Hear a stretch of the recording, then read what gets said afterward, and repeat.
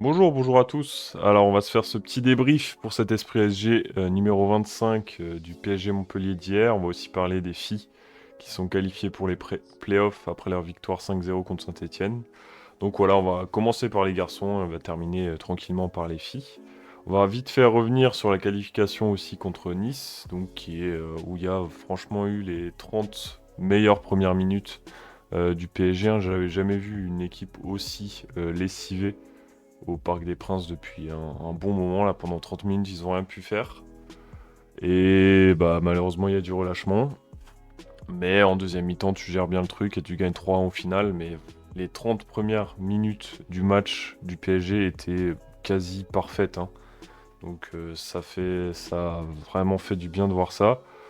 Et il y a un scénario assez similaire finalement hier soir contre Montpellier, hein, où on mène 2-0 assez rapidement grâce à Mbappé. Et c'est qui le premier but? Je me souviens plus. Bon, on gagne assez vite 2-0. On se fait revenir 2-2 un peu n'importe comment. Parce qu'on joue n'importe comment. On lâche, on relâche. Et en deuxième mi-temps, on les explose littéralement. Même si c'est pas totalement maîtrisé. Mais voilà, c'est beaucoup mieux. Tu vois qu'il y a quoi? Il y a les 15-20 minutes de la fin de la première mi-temps qui sont terribles. Et ça porte quand même préjudice hier soir. Mais enfin, préjudice au niveau du score, mais après, voilà, tu sais que réveillé, tu éclates tout le monde en fait.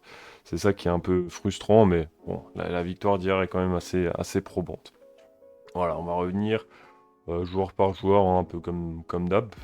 On va revenir sur Vitinha qui fait. Ah bah voilà, c'est Vitinha qui ouvre le score, voilà, maintenant ça me revient.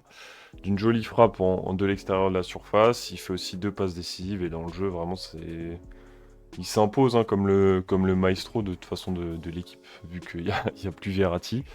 Et il commence à prendre le rôle vraiment pas mal. Il est vraiment assez fort.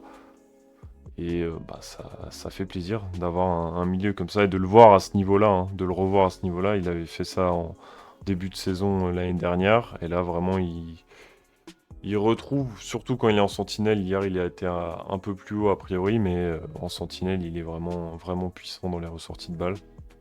Là, il claque un but. La stat, c'est il revient à hauteur de Gonzalo Ramos et Kolo Muani en Ligue 1 avec 6 buts. Donc voilà, avoir un milieu décisif en termes de buts, c'est aussi quelque chose qu'on n'a pas souvent eu au PSG. Donc voilà, Vitinha, très chouette, très très cool. Les buts, hein, l- pour dire aussi qu'il n'y avait pas tellement de maîtrise, hein, c'est le deuxième but, c'est une contre-attaque de ouf qui est ressorti de balle d'Hakimi. Le changement de côté de Kanguini, qui fait aussi un grand match, lui. Et après, Kolo Muani et Mbappé qui jouent bien le coup tous les deux. Voilà, donc on peut revenir vite fait sur Kanguini, hein, qui fait souvent les avant-dernières passes. Et vraiment, en fait, quand il est au corps du jeu, quand il est au milieu, il est vraiment beaucoup plus intéressant que quand il est ailier. Parce qu'en vrai, ailier, il va faire les efforts, être bon une mi-temps. Et après, en fait, il a plus de jus. Je pense qu'il a pas il peut pas se faire jouer ce rôle-là. Enfin, sur tout un match en tout cas. Alors que quand il est au milieu, il apporte autre chose. Il est combatif, mais il fait aussi des bonnes ressorties de balles, des bonnes passes en profondeur. Et voilà, il l'a encore montré hier. Et il a aussi claqué un super but sur une autre passe de Randal Kolo Muani. Bah, si on va directement aussi sur Kolo Muani, bah, voilà, en fait, il est vraiment pas tranchant hein, offensivement. Hein. En fait, quand Ramos rentre, tu sens qu'il est plus à sa place que Kolo Muani. Kolo Muani, il est techniquement avec le ballon quand il va vers le but, on dirait qu'il sait pas quoi faire. Alors que Ramos, voilà, il est un peu plus à l'aise et il apporte aussi défensivement Ramos, hein, comme il a pu le faire hier. Voilà, donc Kolo Muani, j'ai l'impression qu'il est pas à sa place même rien qu'au club, je sais pas. Je sais pas comment il se sent, si c'est vraiment la saison d'adaptation ou pas. Mais voilà, il fait deux passes décisives, c'est très bien, mais sinon dans le jeu, c'est pas génial quoi. Donc voilà, bah, je pense qu'il pourra encore être décisif d'ici la fin de saison, mais effectivement, j'ai quand même du mal à le voir débuter les matchs parce que pour moi, Ramos mérite quand même plus d'être sur le terrain que lui. On va revenir au petit temps faible aussi, au petit temps faible qui fait revenir Montpellier à 2-2. Voilà, donc Hernandez qui est aux fraises sur l'égalisation de Nordin, enfin sur le 2-1 de Nordin, qui lâche totalement le marquage hein, sur un centre. De toute façon, Hernandez, il était pas au top hier soir. Après, voilà, comme j'écoutais sur France Bleu Paris, tout le monde était assez indulgent avec lui. Et en vrai, comment ne pas être indulgent vu tout ce qu'il a donné depuis le début de la saison.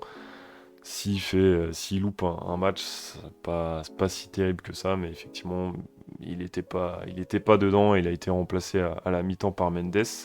Mendes qui a apporté beaucoup plus offensivement, qui a même marqué du coup le sixième but. Et voilà, donc c'était pas une très bonne soirée pour Hernandez. Mais voilà, ça arrive, ça arrive. Le deuxième but, le penalty, pour moi, il n'y a pas penalty. Enfin, je veux dire, d'abord, Gigio, même s'il sort un peu bizarrement, il touche d'abord le ballon, puis ensuite le joueur. Donc voilà, donc après, voilà, au final, ça n'a pas d'impact sur le résultat final, mais c'est quand même bizarre. Enfin, bon, voilà. Qu'est-ce que tu veux dire? De toute façon, je vais pas cracher sur l'arbitre, même s'il a fait des choix bizarres selon moi, mais voilà. Au final, ça n'a pas une grande importance. Donc voilà, on va laisser pisser et on va dire qu'il a juste été pas bon, un peu comme Hernandez. Voilà, et on va espérer par contre lui qu'on recroise pas trop sa route à Monsieur Bata, si je rajoute pas de R à la fin. Bah voilà, pour symboliser aussi cette période de moins bien avant la mi-temps, c'est Danilo, hein. C'est Danilo en fait qui envoie Donnarumma au casse-pipe, et qui du coup provoque ce penalty. C'est Danilo qui fait une passe en retrait de merde. Et c'est d'autant plus bizarre juste avant, il sauve un ballon sur la ligne. Et en fait, c'est vrai que ça fait un bon mois qu'en fait, qu'il lâche une bêtise par match. Et qu'il arrive à se rattraper quand il fait des conneries, mais il va quand même souvent faire causer un but. Donc voilà, effectivement, je miserai plus toute mon assurance sur lui, voilà, ça fait un mois qu'il n'est pas au top. Mais voilà, c'est toujours un bon soldat, mais effectivement, il lâche un peu du lest, il est moins tranchant. Il fait même des erreurs souvent qu'il arrive à rattraper.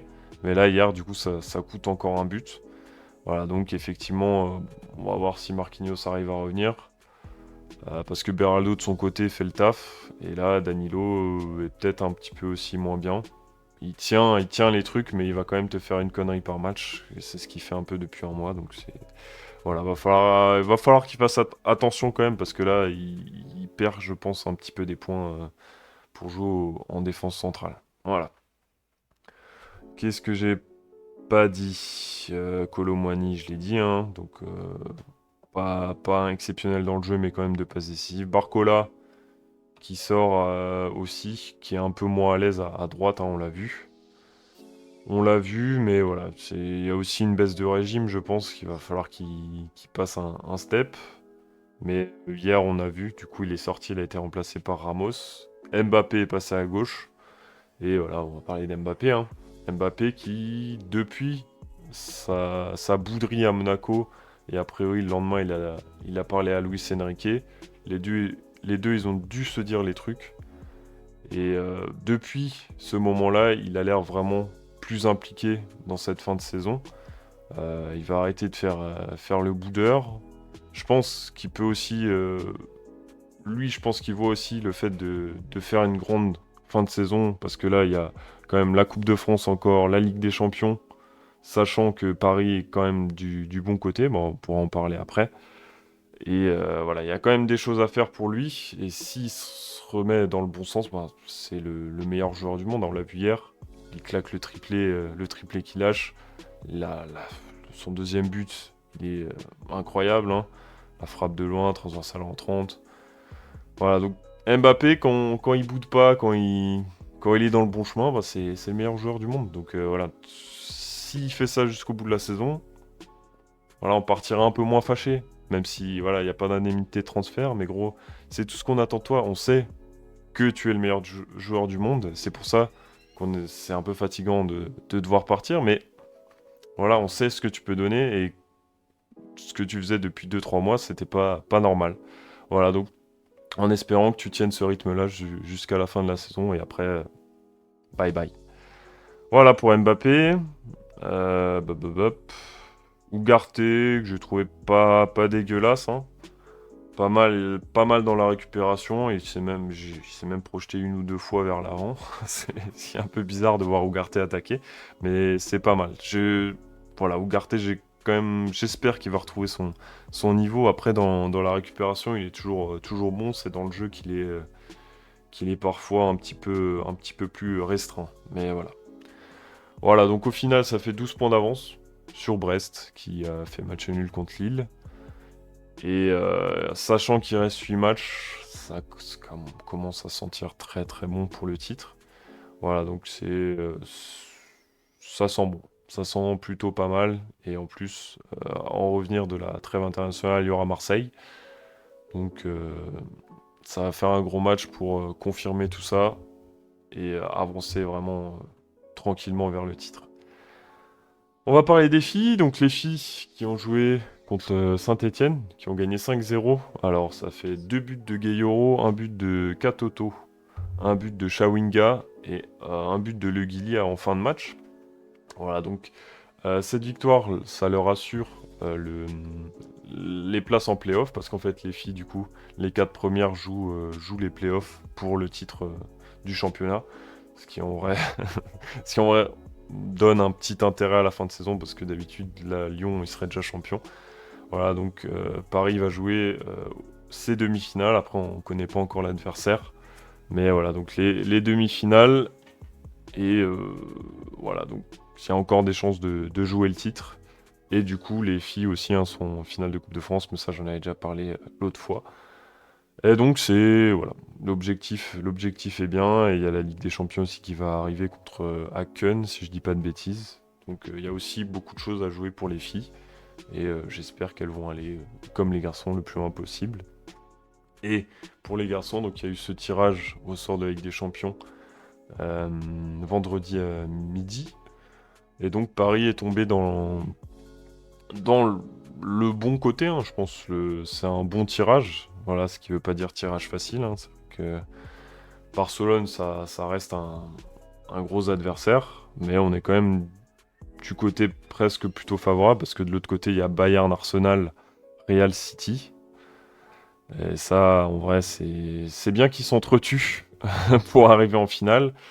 Nous, on a le Barça, et si ça passe, si on est sérieux, normalement ça doit passer. Et après, il y a Dortmund ou l'Atlético Madrid. Moi, perso, j'ai un peu peur de l'Atlético Madrid. Dortmund aussi, hein, de toute façon, il faudra être sérieux, mais si on est aussi sérieux qu'on l'a été contre la Real Sociedad, normalement, il y a moyen quand même de faire quelque chose de très intéressant en Ligue des Champions pour cette dernière édition, hein, sous cette forme-là. Donc voilà, j'ai hâte de voir tout ça. J'ai hâte de voir tout ça. Et il y a beaucoup de choses qui vont se passer encore jusqu'à la fin de la saison. Voilà, on va arrêter de parler parce que ça fait déjà un peu beaucoup là, hein. Donc à bientôt. N'oubliez pas de regarder Esprit SG Legends. Bienvenue aux nouveaux abonnés. C'est chouette. Et à bientôt. Ciao, ciao.